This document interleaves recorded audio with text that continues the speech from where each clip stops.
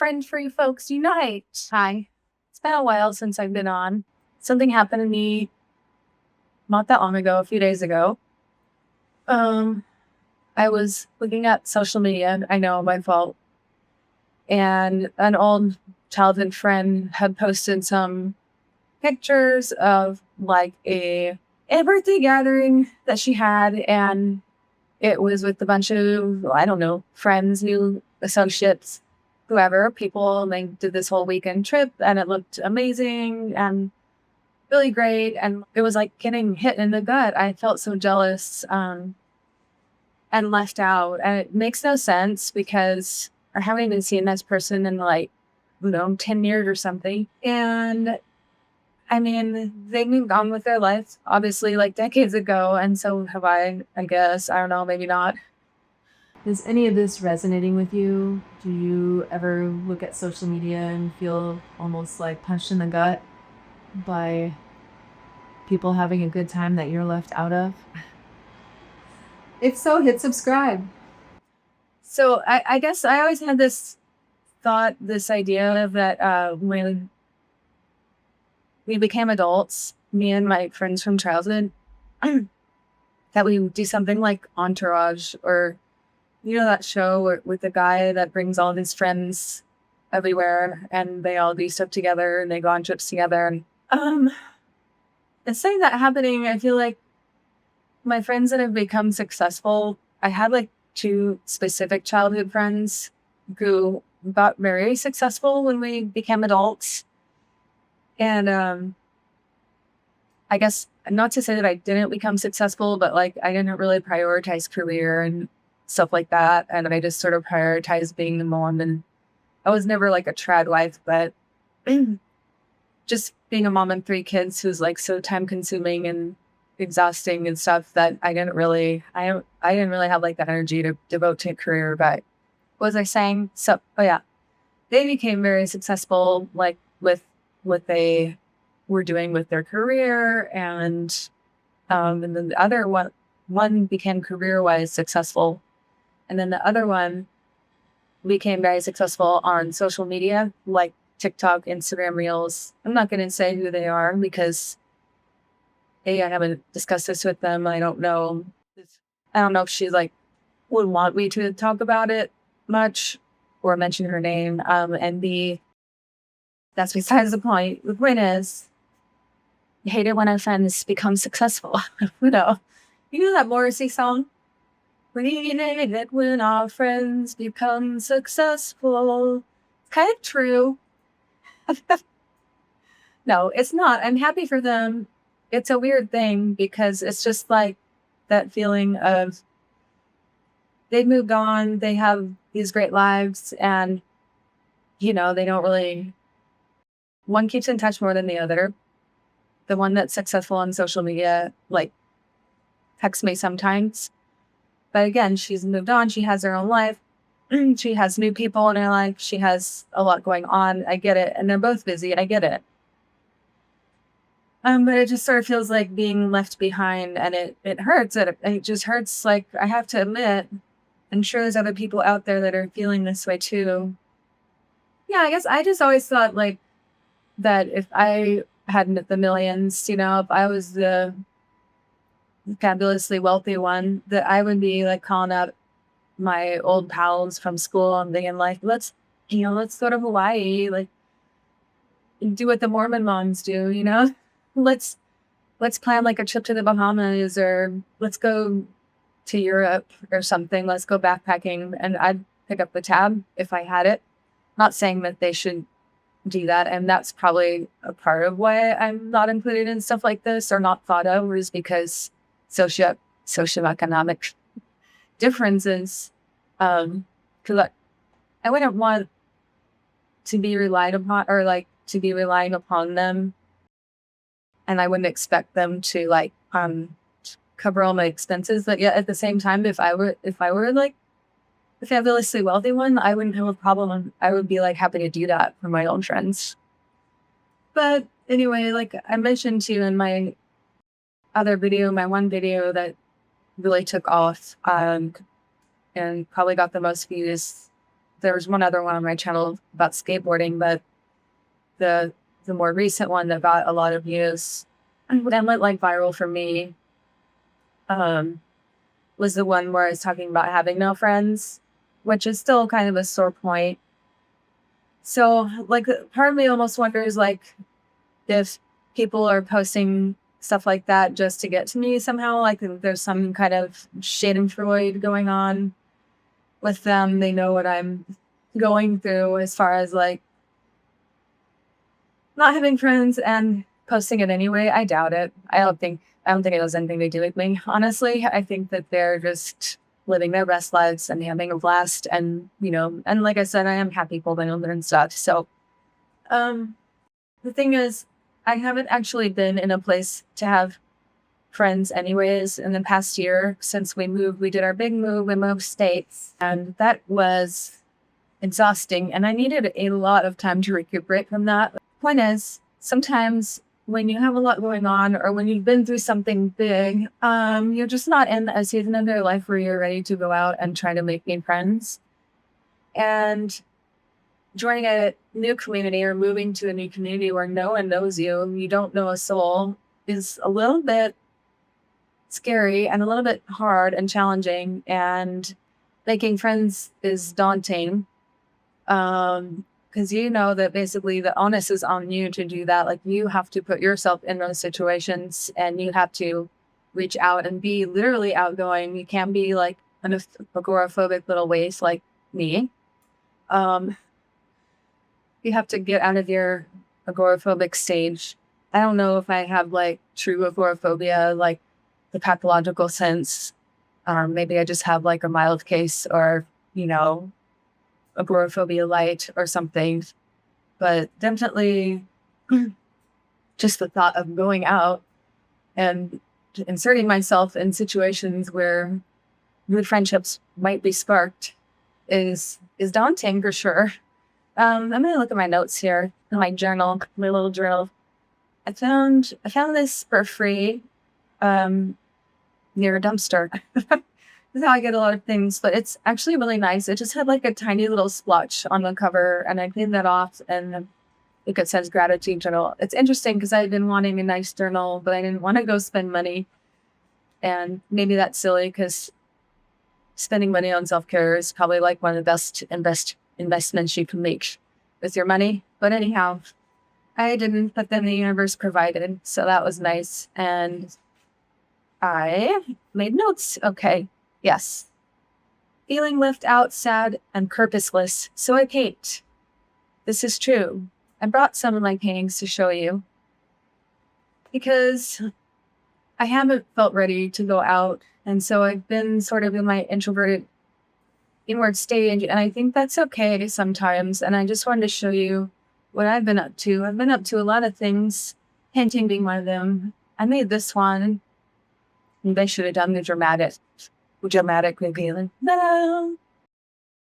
My daughter is also an artist. My daughter, my mother, my sister, my father, my uncle. We have a lot of artists in our family. But my daughter said that she thought that it reminded her of like a old Disney cartoon, like one of those cells that you would see from an old Disney cartoon. And I thought that was really sweet.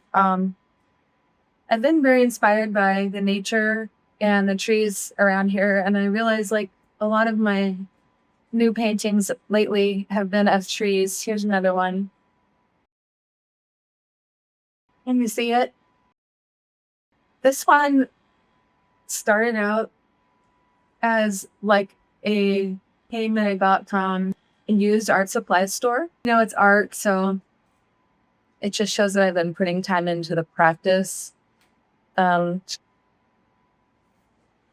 Here's one. There's some other ones that I like cut up because I actually wanted to collage with them. Like they're pieces and parts of the painting that I liked, but I just sort of cut them up and I have not yet assembled them back together in the book. So that's kind of a thing to come. Here's one that it's more of an art journaling exercise. It's pretty personal. It's kind of like self-portrait style. And it says, healing, social anxiety, masks, shadow side, lines, creativity, female, needs a job, outdoorsy introvert. But it's like doing this kind of stuff might not have that much commercial value, but it's fulfilling and it's an outlet for creativity, and it keeps you like in your practice of looking on art if you're thinking about that. And I do want to make this into a channel that focuses on art. I don't have any art for sale or anything yet, but I have an Etsy shop that I started, so I might put some of it up on Etsy at some point. But just don't give up hope, because I think even if you're recovering from a really ruling period in your life, it's possible that you will come through the other side and feel ready again and feel like it would be a healthy move, because sometimes you can just sense it's not going to be healthy and ultimately it's probably not going to work. And then one day you might think, hey, this actually might work. It's time. And when you do feel ready, you can try joining some groups that have similar interests to you and see how that goes. Other things that you might be recovering from and needing a hiatus from are driving a lot in heavy traffic. In the years when I was in Las Vegas, I was driving across town multiple times a day, sometimes in very heavy big city traffic, and in the heat of the summer as well. It gets extremely hot there. And I was a caregiver for my husband, and these are just like examples of women's unpaid labor. There's a lot of invisible unpaid labor that women do that really doesn't get recognized, and it is exhausting, and it does take a toll. And sometimes we just need a hiatus from that, and I know not everyone has the luxury of it. I didn't have the luxury of a hiatus for a long time. And I kind of got sicker and sicker and more exhausted and more in need of one. And luckily, when we moved here, I was able to kind of cocoon. And if you have any way of cocooning, even if it's just part of your day and you still have to go to work at your job or whatever you have to do, if you can get to a point where you can cocoon and take rest and just do therapeutic things like journaling, painting, whatever creatively fulfills you, whatever makes you feel good and gets you in touch with yourself, and meditating. I've been doing a lot of that too. That might get you to the point where you at least feel ready. I'm not saying you're going to immediately go out and make a ton of friends and have this wonderful social life, but at least you might get to a point where you feel like that could be a healthy thing for you again. Are you vibing with any of this that I'm saying? If so, hit like and consider subscribing for updates on this friendship situation as well. If I think of the time I spent cocooning as kind of a social hiatus, or a hiatus from trying to meet people and socialize with people, I realized that a lot of things did happen that were very productive and healing. Maybe not productive in the sense of like producing money, but that's okay. It was productive in the sense that it got me feeling healthier and happier. I painted a lot. I went on many hikes. I visited the Oregon coast several times. I journaled, made tons of dinners, smoothies, baked goods, snacks, and bevvies for myself and the family, like this dirty soda that I'm currently enjoying. Isn't that a nice ASMR sound? So, hear that. That metal straw and the ice on the glass. Ooh. This dirty soda is just Perrier water with a little bit of vanilla syrup, a little bit of maple syrup, and some non-dairy creamer in there. That's what turned it white. And then I put a splash of olive oil in just because it makes it like nice and buttery. I don't know. I'm a foodie, especially recently. I got back into daily meditation. Just spending some moments with a silent mind, looking out the window at the trees with the window open. I can listen to the sounds of nature, some birds, some breezes, and it's tremendously helpful. Recommend. I'm telling you these things for you because this is what's helped me, and that's the only way I can help you. Oh, I got my Duolingo Spanish score up to 122, and I've played some guitar in the past year. I'm not the best at it. I learned a couple of Led Zeppelin songs. I can play them with mistakes, but I do practice. I started growing medical cannabis plants because it's legal here and the hubs needs it, and why not? I like to try to grow things. I want to get more into other gardening as well, not just that, but that's a start. It's the first time I've ever tried to grow weed on my own, and it's been fun. The plants are really cute. They started from seedlings. So that's interesting and fun for me. When you get into that mode where you're comparing yourself and feeling left out, don't despair, because there's probably a lot that you've been doing in your life, even if you're cocooning, even if you're not making loads of money and hustling and doing the whole hustle culture thing, even if you're just at home in your agoraphobic phase, you are probably doing a lot of things that are good for you. And if you're not, I hope that you start doing things that are healing for you and self-care related.